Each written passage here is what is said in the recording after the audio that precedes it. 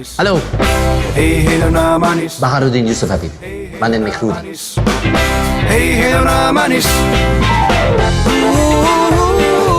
Sequel kedua dari film Habibie Ainun ini rilis pada 30 Juni lalu. Di ramuan kopimu ini. Kalau saya berikan rahasia, kamu juga belum tentu bisa mempraktikannya kan? Jaminannya apa? Saya jaminannya. Kamu tidak bisa bilang aja orang begitu karena tidak semua orang suka sama kamu. Berkisah tentang kehidupan mantan Presiden Indonesia ketiga B.J. Habibie dari kecil hingga menuntut ilmu di Jerman. Saya tidak tahu apakah Rudi benar-benar mencintai saya.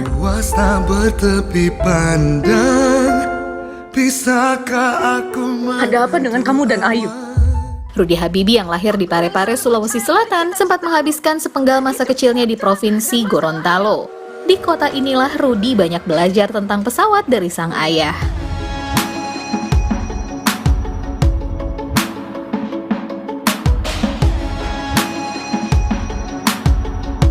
Selain mengukir kenangan Rudi Habibie semasa kecil, sejumlah peristiwa masa lampau secara otomatis mengukir sejarah tersendiri bagi Provinsi Gorontalo. Berjarak 8 km dari jantung kota Gorontalo, salah satu peninggalan sejarah yang dapat dilihat terletak di atas perbukitan Dembe, kota barat Gorontalo.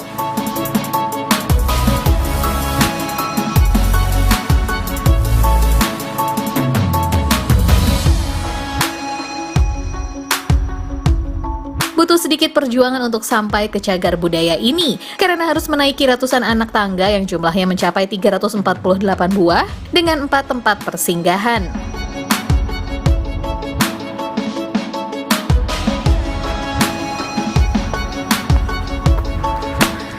Nah pemirsa, tinggal 10 anak tangga lagi nih saya sampai di puncak Benteng Otanaha. Nah dari sini sih udah kelihatan ya pemandangannya Gorontalo dan juga Danau Limboto di sebelah sana. Kira-kira di atas seperti apa ya pemandangannya? Yuk kita naik ke atas.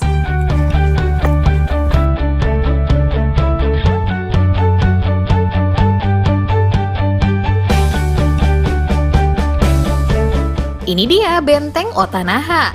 Ada 3 buah bangunan benteng di sini yang jaraknya saling berdekatan. Seluruh benteng memiliki bentuk berupa lingkaran dengan tinggi dinding hampir 2 meter. Lokasinya yang berada di atas bukit menyuguhkan panorama hijau Danau Limboto, perbukitan, dan kota Gorontalo, sehingga menjadi daya tarik bagi wisatawan yang datang untuk bersuah foto alias selfie. Sayang, masih banyak pengunjung yang kurang peduli pada kebersihan, sehingga terdapat banyak sampah di area benteng yang kurang sedap dipandang. Bagus, indah, dan menarik. Sejarahnya benteng ini tahu nggak? Enggak, ya foto-foto mengambil pemandangan yang indah.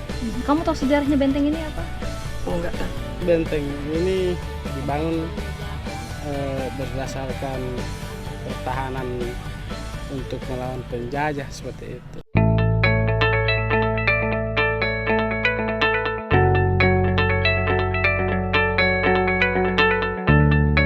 Benteng ini dibangun pada abad ke-15 di tahun 1522 Masehi.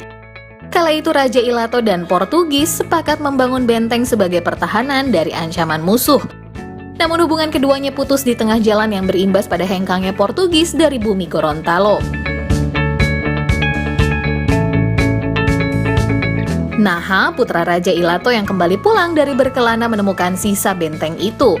Sehingga oleh warga sekitar, benteng ini dinamai Otanaha yang berarti benteng yang ditemukan Naha. Nah pemirsa, meskipun benteng ini sudah berusia lebih dari 500 tahun, tapi bangunannya masih tetap kokoh. Padahal dulu waktu dibangun kan belum ada semen nih pemirsa.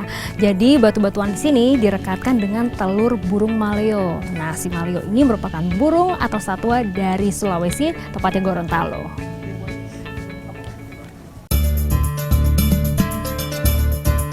Salah satu habitat burung maleo bisa dijumpai di kawasan Cagar Alam Panua, Kabupaten Pahuwato, Provinsi Gorontalo. Unggas endemik Gorontalo ini sifatnya sangat sensitif dan pemalu. Maleo termasuk spesies yang monogami alias anti-poligami. Burung ini sangat setia dan hanya mempunyai satu pasangan saja selama hidupnya. So sweet ya. Namun, jumlah di alam liar semakin berkurang karena sempitnya hutan, banyaknya predator, dan kerap diburunya telur maleo untuk konsumsi manusia. Makanya, sekarang perkembangbiakan burung maleo diawasi ketat di cagar alam ini. Telur maleo dari alam liar akan dibawa ke tempat penetasan telur yang aman. Uniknya, ukuran telur maleo 5 kali lebih besar dari telur ayam. Saat proses pengeraman, telur-telur maleo diletakkan di dalam pasir, persis seperti di habitat aslinya.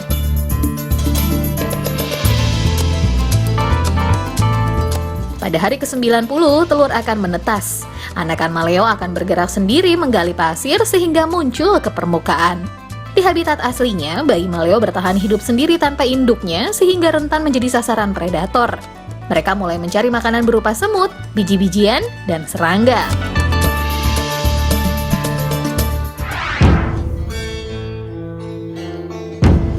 Selain benteng Otanaha, konon Candi Borobudur yang dibangun pada abad ke-8 Masehi lalu juga terbuat dari susunan jutaan batu yang menggunakan campuran putih telur untuk bahan perekatnya. Tapi cerita ini belum jelas kebenarannya pemirsa. Tapi kalau direkatkan dengan semen, rasanya tidak mungkin ya. Karena dulu di abad ke-8 belum ada pabrik semen yang berdiri. Namun beberapa ilmuwan menyimpulkan setiap batu di Candi Borobudur disambung tanpa menggunakan semen atau perekat. Batu-batu itu hanya disambung berdasarkan pola dan ditumpuk.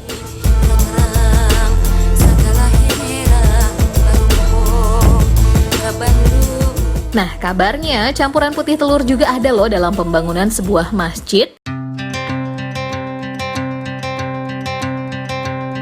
Ini dia Masjid Raya Sultan Riau yang terletak di Kepulauan Riau. Semula masjid ini hanya bangunan kayu sederhana. Tahun 1800-an, Sultan Kerajaan Riau berniat memperbaiki masjid. Rakyatnya pun turut serta berkontribusi menyumbang tenaga, bahan bangunan hingga makanan, salah satunya telur. Para pekerja memanfaatkan putih telur yang melimpah sebagai bahan perekat yang dicampur dengan pasir dan kapur. Putih telur memang memiliki kandungan zat perekat yang tinggi. Terbukti, masjid berusia lebih dari 200 tahun ini pun masih berdiri kokoh hingga kini.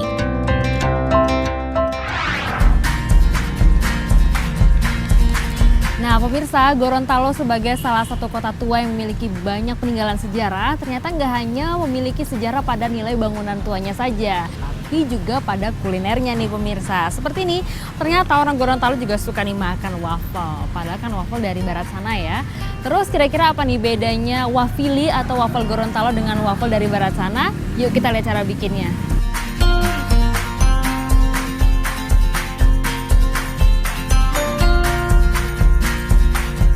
Dulu, bangsa Eropa yang datang ke Gorontalo di masa lampau memberi pengaruh pada bidang kuliner. Ketersediaan tepung terigu di Gorontalo membuat camilan waffle berkolaborasi dengan cita rasa lokal. Perbedaannya, jika biasanya waffle dibuat dari bahan susu segar, maka wafili atau waffle khas Gorontalo ini menggunakan bahan utama santan dan gula merah yang menghasilkan warna kecoklatan.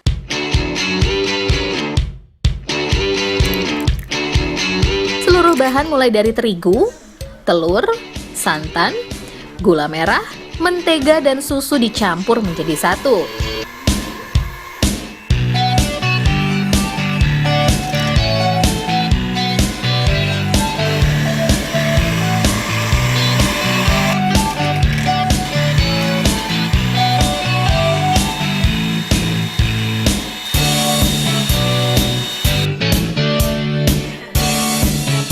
Lalu panggang adonan wafili di atas cetakan dari besi.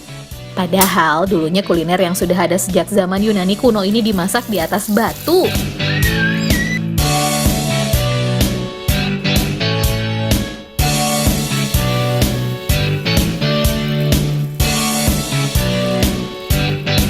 Meski bentuknya sama dengan waffle, namun memakan wafili dijamin bikin cepat kenyang karena tiap potongannya lebih tebal.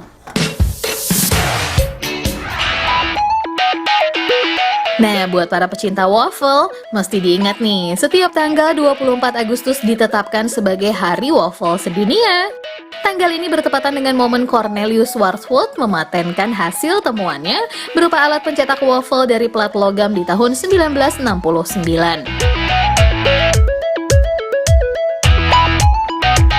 Pada Juni 2013 lalu, sebuah waffle raksasa berhasil memecahkan rekor dunia. Waffle Belanda ini memiliki diameter 247 cm dengan berat mencapai 50 kg.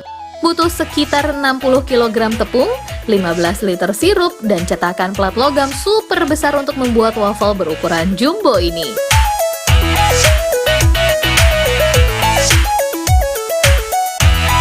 Bentuk kotak-kotak pada cetakan waffle sampai menginspirasi bentuk alas kaki merek sepatu olahraga terkenal di dunia. Ide ini bermula pada tahun 1971 ketika Bill Bowerman, sang pengusaha sepatu Nike, melihat sang istri membuat waffle dengan plat kotak-kotak.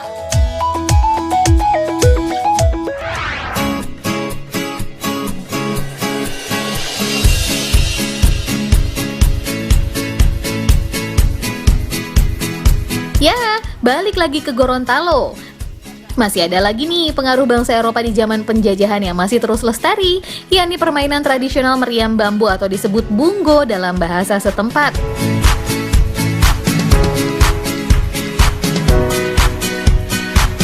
Permainan khas rakyat Gorontalo ini membutuhkan batang bambu pilihan dengan diameter mulai dari 10 cm dan panjang 1,5 meter. Setiap ruas dalam bambu tersebut dilubangi hingga ke ujung bagian depannya. Yang tertutup tinggal ruas bambu bagian belakang untuk menahan bahan bakar.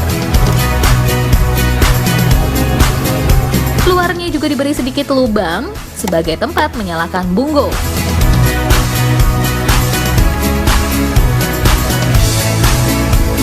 Meriam bambu dimainkan di tanah lapang atau lahan kebun yang luas dan tidak terlalu dekat dengan pemukiman warga. Cara memainkannya sama seperti meledakkan meriam pada masa perjuangan melawan penjajah Belanda, namun bungo memakai bahan bakar minyak tanah. Di abad ke-6 Masehi, meriam merupakan senjata modern yang dimiliki Portugis. Orang-orang pribumi begitu takjub melihat meriam melontarkan bola-bola panas ke udara. Nah pemirsa, sekarang saya mau coba sendiri ngidupin meriam bambunya. Katanya nih kalau diameternya semakin besar, suara meriamnya juga semakin keras ya. Tapi ini diameternya 10 cm, kira-kira gimana suaranya ya? Coba ya. Saya jadi takut nih, masukin sini. Dan masukin di keluar lagi.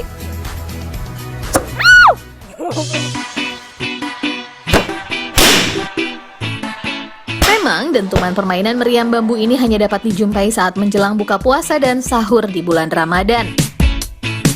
Meriam bambu dapat dimainkan oleh semua kalangan, baik anak-anak hingga dewasa.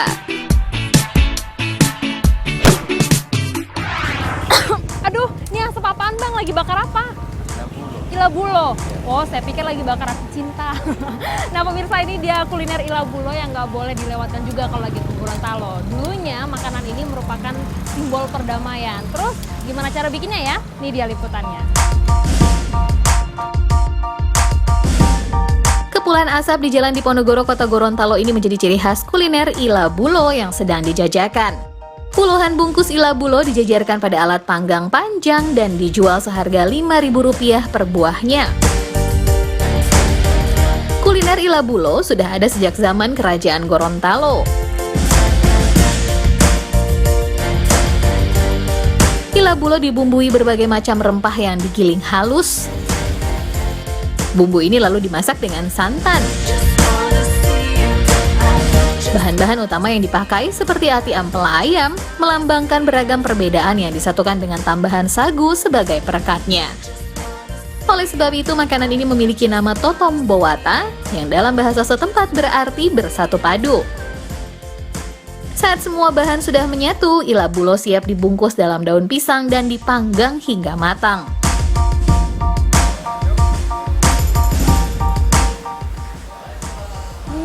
Aromanya sudah terasa nih pemirsa. Ini dia Ilabulo, makanan khas dari Gorontalo yang dulu hanya menjadi makanan para raja dan juga bangsawan. Tapi sekarang siapapun bisa menikmati.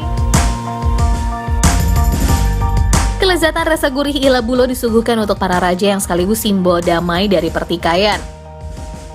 Nah, di masa sekarang Ilabulo biasa disantap masyarakat Gorontalo untuk makanan sehari-hari.